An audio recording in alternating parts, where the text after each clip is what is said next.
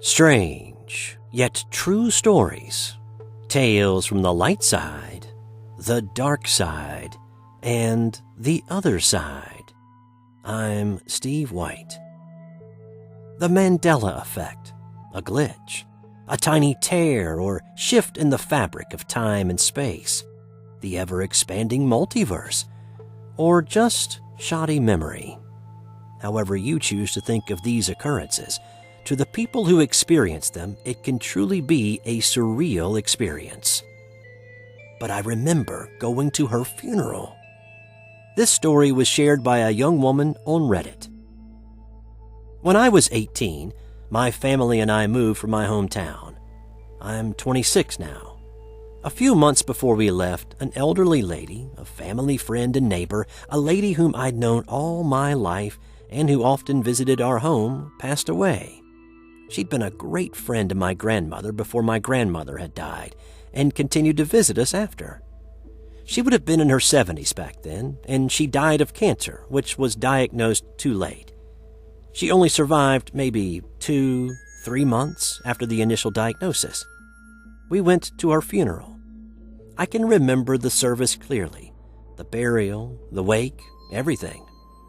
Okay, so here we are, 8 years down the road, and as I've done since we left home, I've kept in touch with all the news from back home via Facebook by chatting to the friends I grew up with.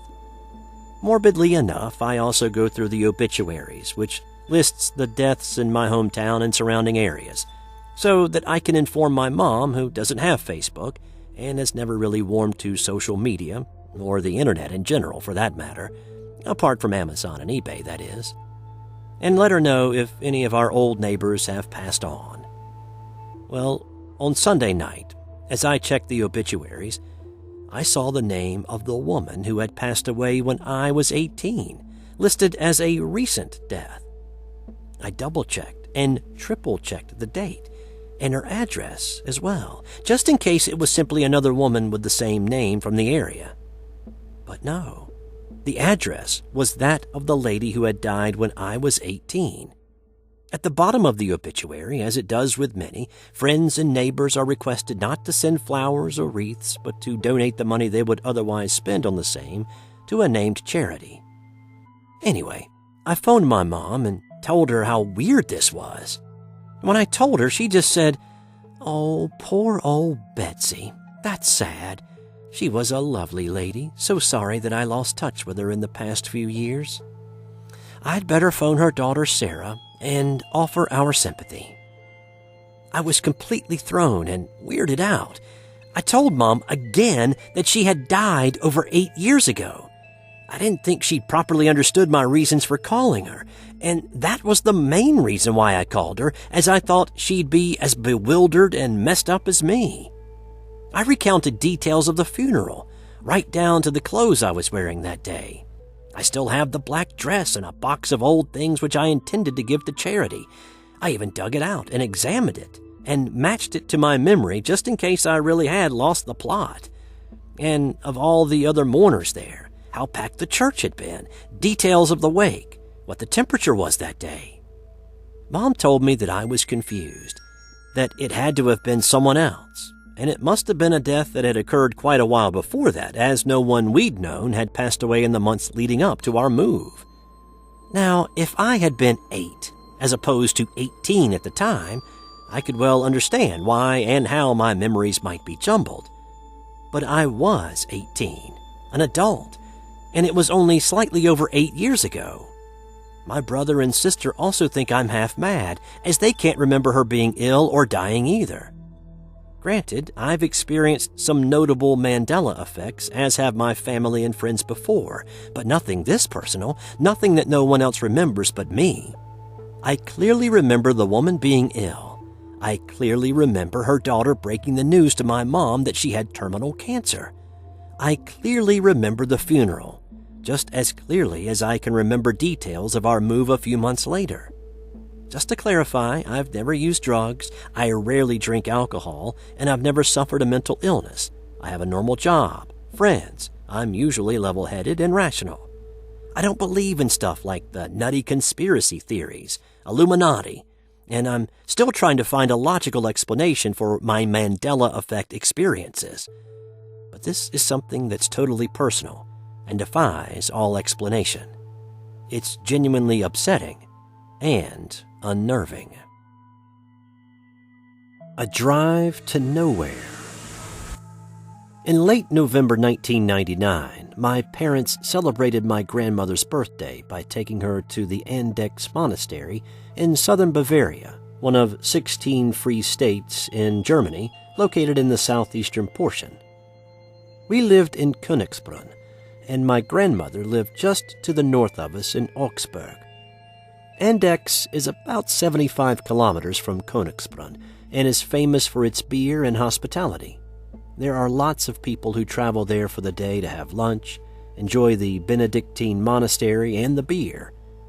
After spending most of the day there, my folks decided it was time to head home and make the drive back to my grandmother's house in Augsburg.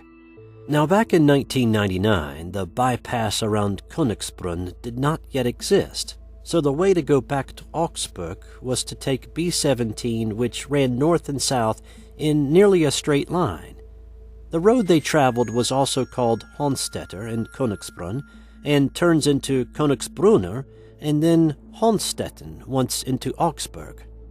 The towns of Königsbrunn and Augsburg blend together like it's one city with houses and buildings in between. No grass or farmland on that road. As they made the drive through Königsbrunn on this night, they saw the shops, the cinema, the 2 churches, and all the other familiar things in our town that had been there since their childhood. But then, the houses became fewer and fewer, and they were in the country. They hadn't taken a turn anywhere, they had only gone straight. The road was straight as before, but there weren't the familiar buildings and houses. They figured they had somehow missed Augsburg, although they couldn't understand how they had. A short time later, they saw another house, and as they got closer, a woman was coming out of it. Since they felt like they were lost, they decided to ask this woman for directions to Augsburg. The woman had never heard of Augsburg, or Königsbrunn for that matter, and even stranger, couldn't say what the place they were in now was called. They hadn't been driving that long. How could this person not even know about these places? So instead of driving around aimlessly, they simply did a U-turn and went back the way they had come. Now, as if that wasn't strange enough, they entered the town of Königsbrunn again, but not in the opposite direction. Instead, they were passing the shops, the cinema, the 2 churches, and all the other familiar things in our town in the same order as before. That couldn't be. They had done a 180-degree U-turn and traveled in a straight line back the way they had come. They were completely baffled. These things should be coming in reverse order. They hadn't looped around or taken a turn or done anything other than drive on the straight road. They continued their drive, and this time, the road led into Augsburg. They dropped my grandmother at her house and drove back home to Königsbrunn, with no more unusual happenings. My parents have thought about this trip many times and still cannot come up with an explanation that makes any sense, though my mother does have a theory that my grandmother somehow wanted this day to last a little longer and somehow projected what she wanted to see rather than what was. Similar to what Eastern philosophers say about the world being only a mental projection. It was right there 10 minutes ago. It was November of 2004, and a new game had just been released that my friend and I were psyched about. It was called Need for Speed 2 Underground. This friend of mine was like a brother to me. We were into cars, gaming, and skating, and we hung out a lot together in our hometown of Walnut, California. So when the game came out, we made plans to go to EB Games at the Puente Hills Mall on Saturday to pick up a copy. On Saturday, I went over to my friend's house, we hopped in his car and drove to the mall. Once inside, we headed to the EB Game store, passing a GameWorks arcade. We looked in to see some people playing video games and the familiar sounds of any arcade. Nothing out of the ordinary, and we kept on walking and talking, passing the hot dog place that was across from the arcade.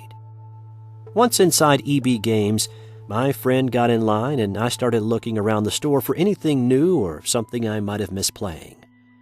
We were there, at the most, about 5 minutes, when my friend comes up behind me and said, "Hey, let's go."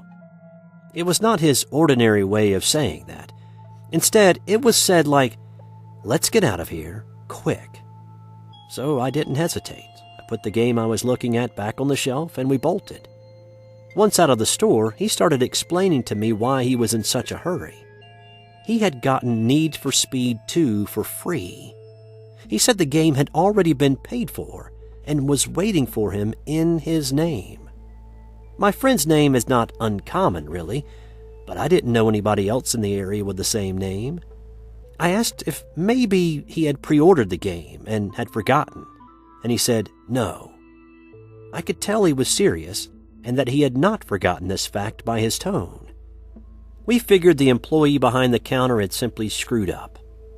But then, things got even weirder. My friend stopped dead in his tracks, and he swung his right arm with the game in his hand to stop me. I looked at his arm, and then at him. His eyes and mouth were open in shock, and his skin had turned a pale white.